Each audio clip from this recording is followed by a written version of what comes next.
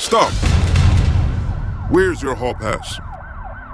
Yeah, we know about the vetting process. The vote got to get 75% to get in on the current ballot. Various committees exist to put players in later on in life.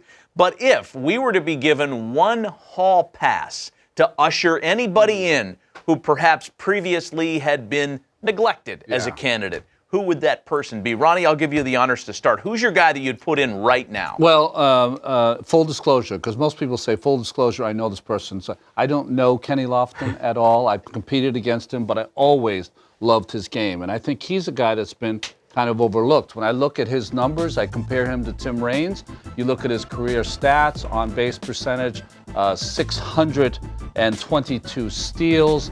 And the one thing that is different about Kenny than most players is that if you look at Tim Raines' career, he's a 69 WAR guy. Kenny's a 68 guy, great defensive player in center field, a leadoff hitter.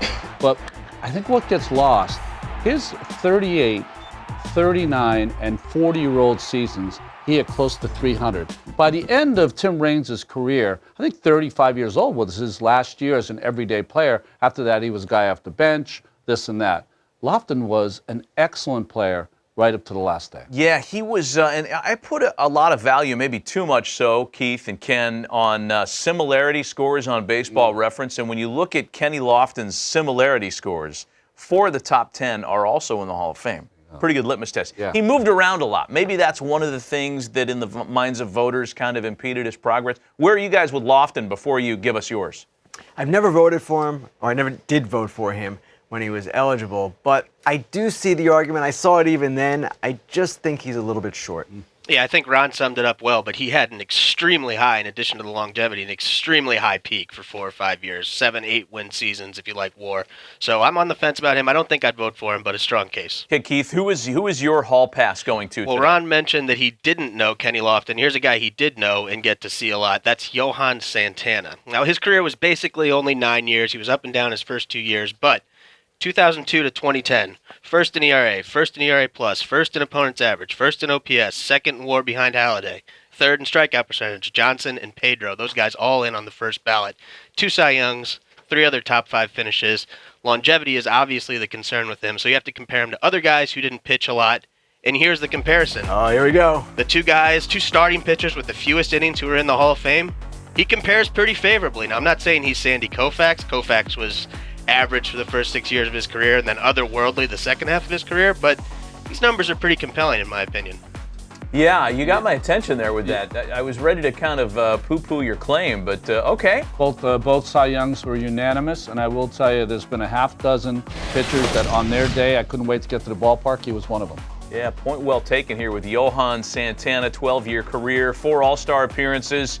You lead the league in ERA twice and win a couple of Cy Young awards. Yeah, you deserve the conversation at the very least. So, all right, Keith puts Johan in with his hall pass. I'm dying to know who Ken Rosenthal puts into the building. Matt, my thought is not terribly original, but I can't get past this.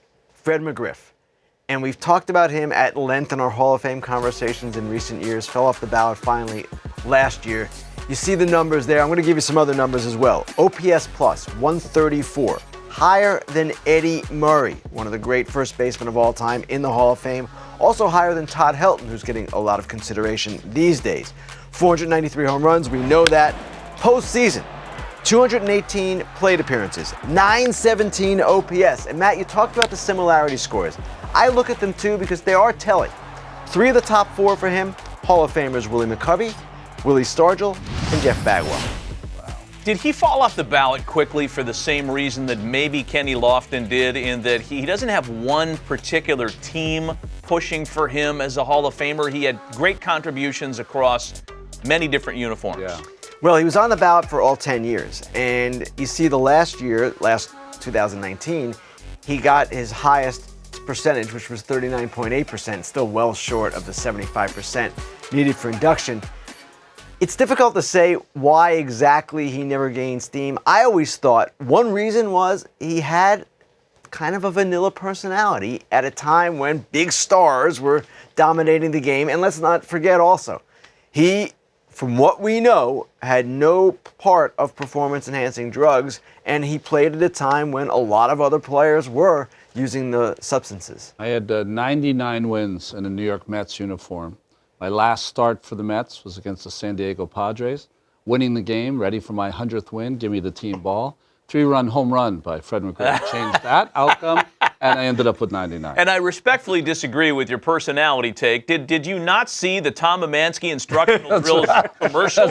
I knew this was coming. This is the tape that gets you results. All right, here's mine. Full disclosure, because we're doing that, and it's appropriate. I'm an A's fan.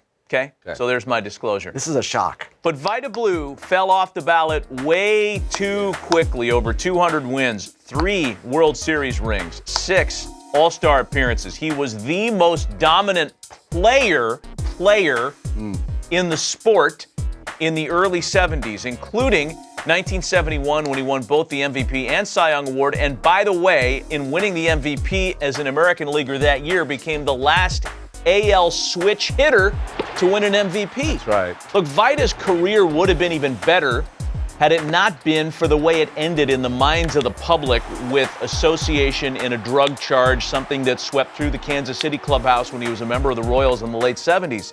When Vida was a younger man, before he cast his lot in baseball, he was destined to become the greatest left-handed throwing quarterback in college football history. His father passed away when he was in high school. Yeah. He had to go make money. So he signed with Charlie Finley. Charlie Finley's tyrannical rule kept him down for way too long and prevented him from earning what he should have earned. Wow. And it's one of the great tragedies, I think, of any 70s player's career that Vida didn't get paid the way he should have. But man, Vida fell off the ballot too soon. 4 cycles and he's off. I wish they'd reconsider Vida Blue. When you consider watching him when he pitched, just ballet in action when you watched him in his windup. And he was a guy, not unlike Mark Fidrich, for whom the schedule was stunted to maximize his gait. That's right. Vida was that attraction in the early 70s. Before TV coverage was everywhere, certainly before social media, he was the next great thing during his time. So Vida's my guy. Great. That's fun. All right, our Hall of Fame coverage is on Tuesday, January 21st. Maybe we'll do this again because I'm sure we have more than just one guy, right? Keith, Ken, you got more than one guy? Yeah, Many guys we can talk about. We got more. But mad respect to the Fairley brothers and their Hall Pass. I don't think Heyman in the beginning of this makes Hall Pass 2, but you never know. You never know. You never know.